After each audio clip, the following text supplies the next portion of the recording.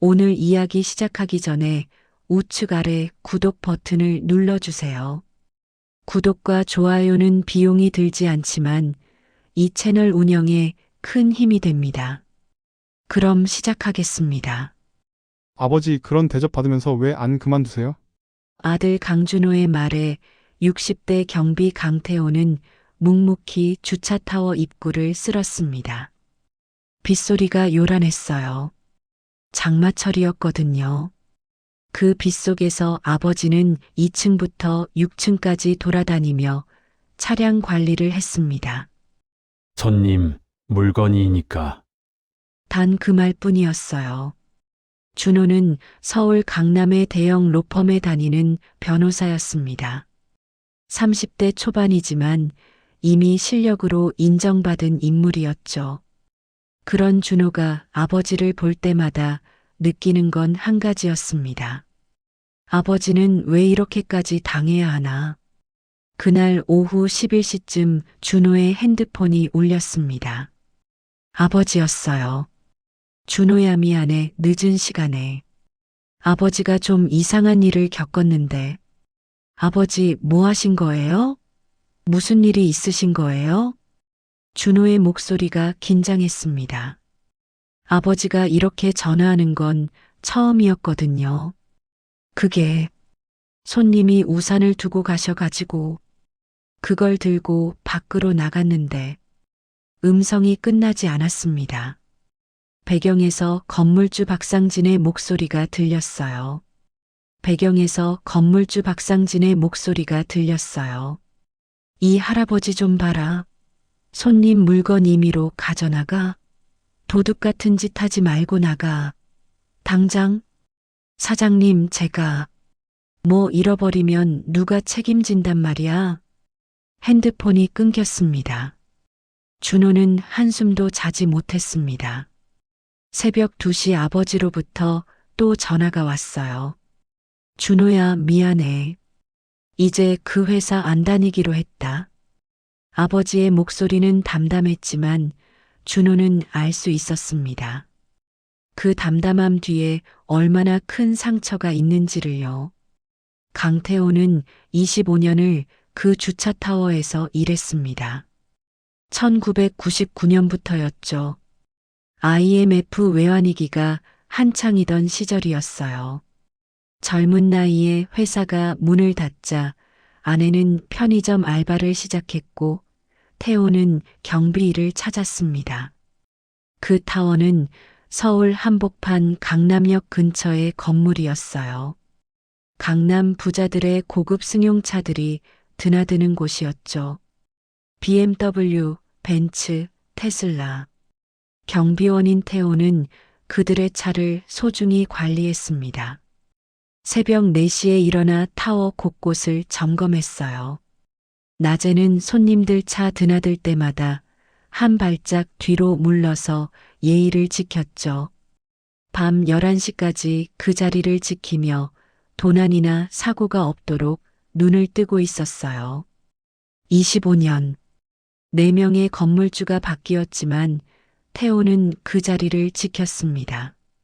강 이사님이 있어야 주차타워가 돌아가. 손님들도 그렇게 말했어요. 그런데 5년 전 박상진이 건물주가 되면서 모든 게 바뀌었습니다.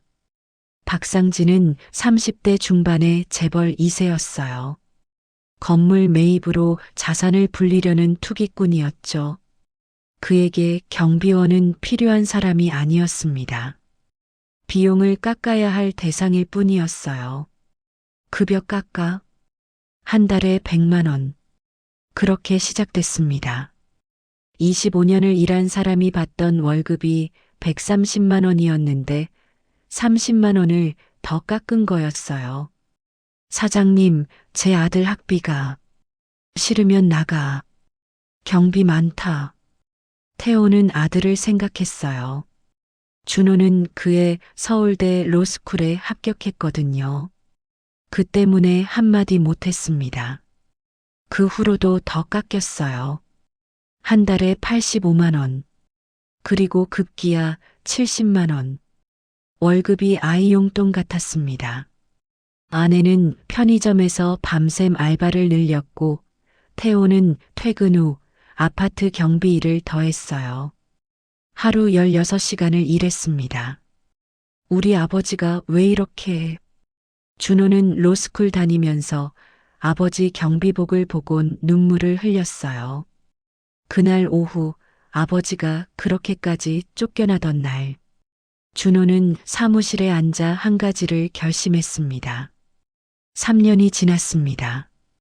준호는 변호사 시험에 합격했어요. 1등으로요.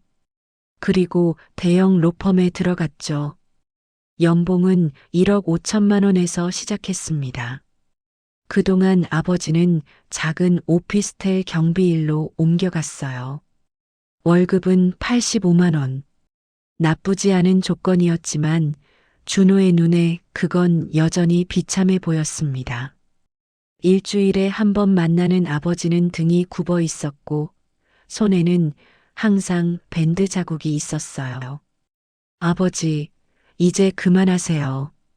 제가 있잖아요. 준호야, 아버지 일이 없으면 뭘 하겠냐? 당신도 형편이 빠듯한데. 그게 맞았습니다. 로펌 초년생의 급여도 많았지만 학자금 대출금이 2억을 넘었거든요. 그래도 준호는 매월 200만 원씩 빌려줬어요. 그마저도 아버지가 받지 않으려 했지만요. 어느 날 준호는 법무법인의 선배 변호사 최용석에게 물었습니다. 선배님, 부도덕한 건물주를 상대로 경비원 임금을 불법적으로 깎은 거 고소할 수 있지 않나요? 가능하지. 왜? 제 아버지가 당한 일이거든요. 최용석 변호사는 준호를 자세히 봤습니다. 그리고 2시간에 걸쳐 박상진의 그 타워를 조사했어요. 건물 등기부등본, 임차인 기록, 건축물 대장. 이 건물 공실이 많네. 네.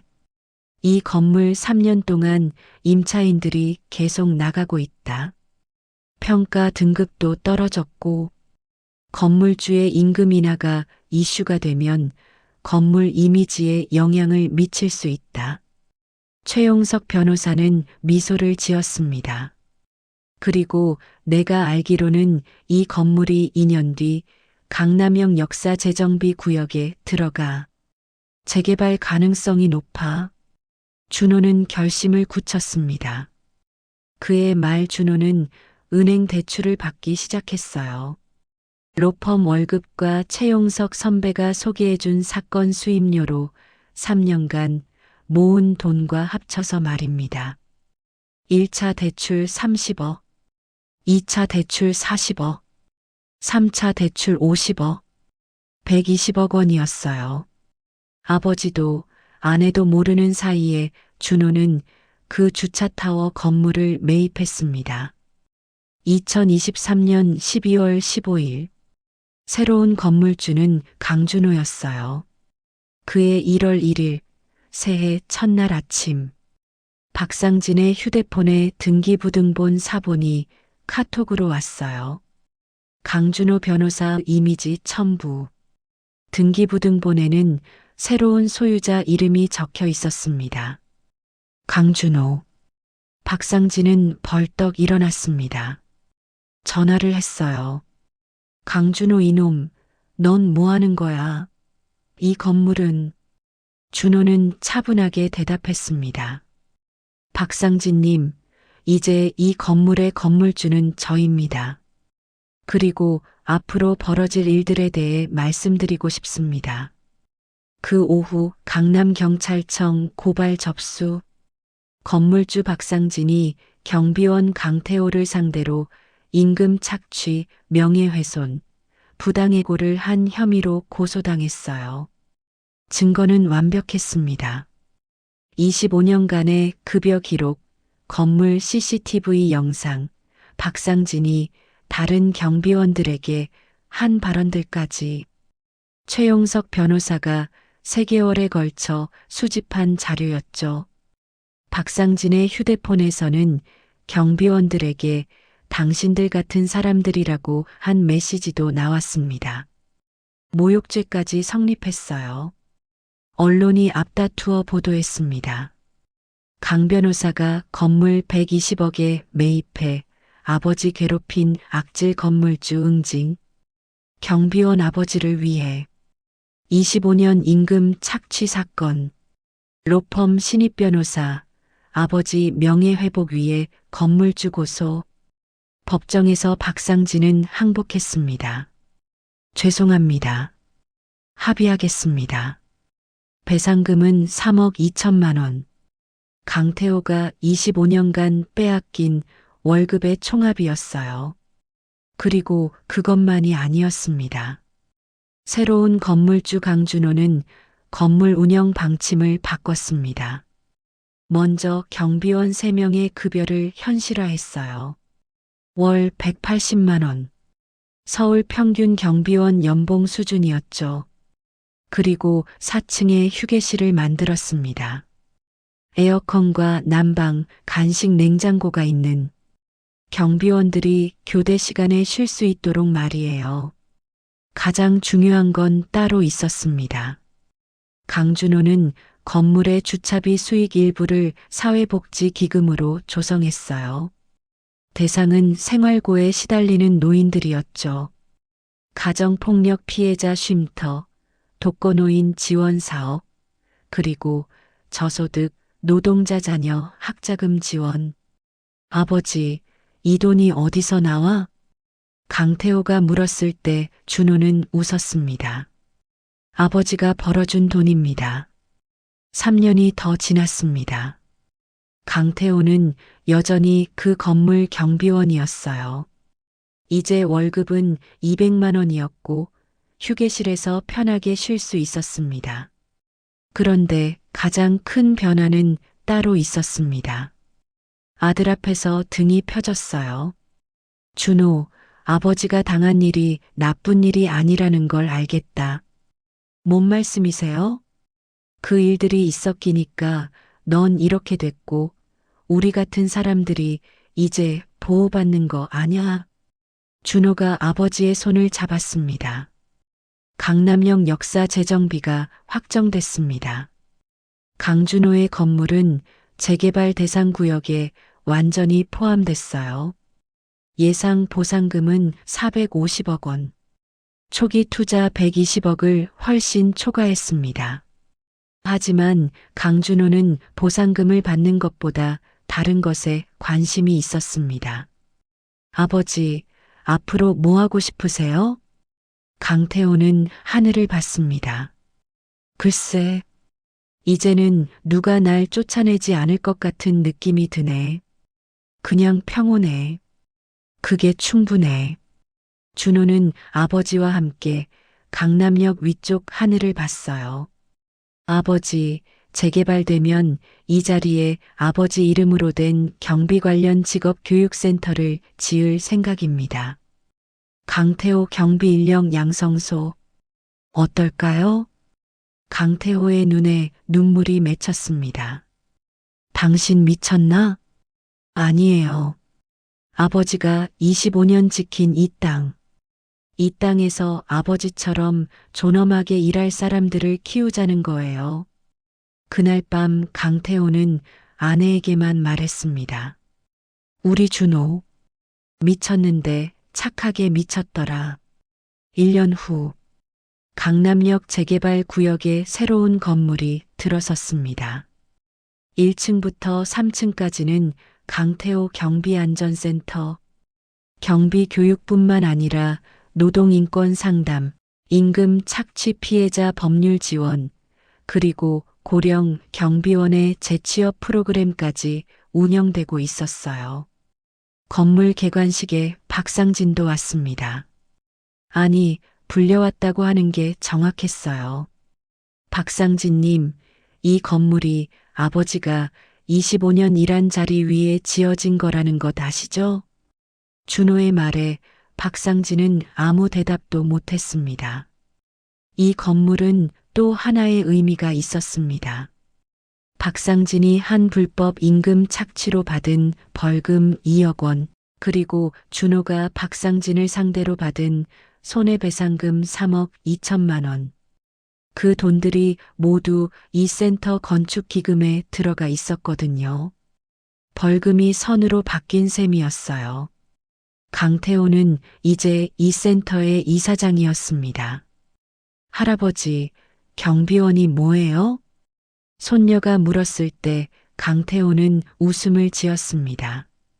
할아버지 직업? 건물을 지키고 사람들을 보호하고 이 세상이 안전하도록 하는 일이다. 그리고 그건 강태호가 손녀의 머리를 쓸어주었습니다. 아무도 존경할 필요 없지만 절대 무시받아서는 안 되는 일이야. 준호는 아버지와 손녀의 모습을 봤습니다. 3년 전 빗속에서 쫓겨나던 아버지의 모습이 떠올랐어요. 그리고 지금 센터의 현판을 올려다봤습니다. 강태호 경비안전센터 마이너스 우리는 모두 누군가의 보호자입니다. 준호의 눈에 눈물이 맺혔습니다. 오늘의 사연은 어떠셨나요? 오늘도 당신의 존엄함이 누구에게도 무시받지 않기를 바랍니다. 행복한 하루 되세요.